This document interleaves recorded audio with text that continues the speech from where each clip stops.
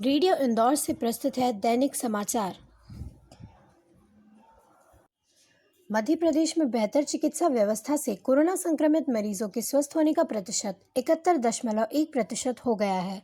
Corona संक्रमण से स्वस्थ होने वालों की सूची में मध्य प्रदेश दूसरे स्थान पर है। इस सूची में 75.3% के साथ राजस्थान पहले स्थान पर है। वहीं प्रदेश में संक्रमण के दुगने होने की अवधि 34.1 दिन हो गई है। इसके साथ ही कोरोना संक्रमित राज्यों की सूची में मध्य प्रदेश 8वें स्थान पर पहुंच गया है। भारत के सर्वाधिक संक्रमित 15 शहरों में प्रदेश का एकमात्र शहर इंदौर शहर 7वें नंबर पर है। मध्य प्रदेश में मानसून प्रवेश कर गया है। बैतूल में बीते 24 घंटों में 15 मिलीमीटर पानी बरस गया। इंदौर में भी रविवार शाम गरज चमक के साथ तेज बारिश हुई। मानसून में नमी आने से प्रदेश भर में बारिश शुरू हो गई है। अगले 24 घंटों में शहडोल, जबलपुर, होशंगाबाद, इंदौर और उज्जैन संभागों के जिलों के अधिकांश स्थानों पर गरज चमक के साथ बारिश होने की संभावना है।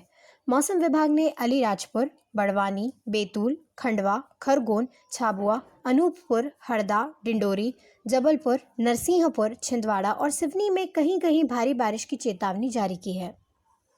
प्रदेश के मुख्यमंत्री शिवराज सिंह ने कहा कि राज्य के हालात को देखते हुए अब जुलाई में भी स्कूल नहीं खुलेंगे। सरकार ने पहले 30 जून तक स्कूलों को बंद रखने के आदेश दिए थे। उन्होंने कहा कि जून माह के अंत में दोबारा बैठक होगी। सभी पक्षों से बातचीत के बाद आगे का निर्णय लिया जाएगा। राज्य सरकार इस संदर्भ में केंद्र सरकार की गाइडलाइन का भी इंतजार कर रही है।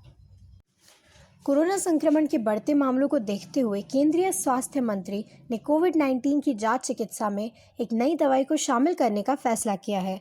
रविवार को स्वास्थ्य मंत्रालय ने कोविड-19 के लिए एक अपडेटेड क्लिनिक मैनेजमेंट प्रोटोकॉल जारी किया है, जिसमें रेमडेसिविर दवा को जांच उपचार के रूप में शामिल किया गया है।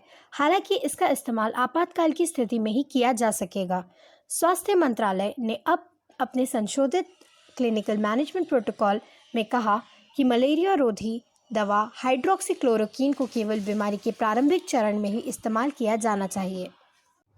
गुजरात में रविवार को भूकंप के तेज झटके महसूस किए गए। रिक्टर स्केल पर इसकी तीव्रता 5.5 थी। इसका केंद्र कच्छ के भुजाओं में था। 19 साल पहले यानी 26 जनवरी 2001 को भी कच्छ के भुज में 7.7 तीव्रता का भूकंप आया था। इसमें 13,000 से ज़्यादा लोगों की मौत हुई थी। भूकंप के झटके सबसे पहले गुजरात के कच्छ में 10 सेकंड तक महसूस किए गए। इसके 3 मिनट बाद सौराष्ट्र में 4.8 तीव्रता का भूकंप प्रभाव 7 सेकंड तक महसूस किया गया। इसके बाद अहमदाबाद में भी भूकंप के झटके महसूस किए गए। दुनिया में कोरोना की शुरुआत वाले देश चीन के साथ ही यूक्रेन और मिस्र में एक बार फिर एक दिन में सबसे अधिक कोरोना के मामले सामने आए हैं। वैश्विक महामारी को नियंत्रण करने के बाद से चीन में पहली बार सबसे अधिक 66 नए मामले सामने आए हैं। अमेरिका के भी कुछ राज्यों में मामले बढ़ गए हैं, क्योंकि राष्ट्रपति डोनाल्ड ट्रंप सार्वजनिक स्वास्थ्य विशेषज्ञों की चेतावनी के बावजूद बाजार को फिर से खोलने पर जोर दे रहे हैं। अब कुछ फटाफट खबरें। खेल और युवा कल्याण विभाग ने वर्ष 2020 के एकलव्य पुरस्कार, विक्रम पुरस्कार, विश्वामित्र पुरस्कार, लाइफ टाइम अचीवमेंट और स्वर्गीय श्री प्रभाष जोशी खेल पुरस्कार के लिए आवेदकों से ऑनलाइन आवेदन पत्र आमंत्रित किए हैं। आवेदन की अंतिम तिथि 30 जून 2020 निर्धारित की गई है। इंदौर के सभी कोविड अस्पतालों में परामर्श केंद्र शुरू किए गए हैं। इन परामर्श केंद्रों पर 2 वरिष्ठ कर्मचारी या परामर्शदाता और चिकित्सक की तैनाती की गई है। केंद्रों पर चिकित्सालय में भर्ती मरीजों के परिजनों को मरीज से संबंधित जानकारी उपलब्ध कराई जाएगी। विदेशी पोर्टफोलियो निवेशकों ने 1 से 12 जून तक भारतीय पूंजी बाजार में 20,574 करोड़ रुपए का निवेश किया है। वैश्विक बाजार में नकदी बढ़ने पर विदेशी निवेशक उभरते बाजारों में पैसा लगा रहे हैं। इसीलिए भारतीय बाजार में भी विदेशी निवेश में बढ़ोतरी दर्ज की गई है। आज के लिए बस इतना ही। नए खबरों के साथ मिलेंगे अगले बुलेटिन में। अंतर्राष्ट्रीय, राष्ट्रीय और प्रादेशिक समाचारों को सुनने के लिए सब्सक्राइब करें हमारा चैनल रेडियो इंदौर।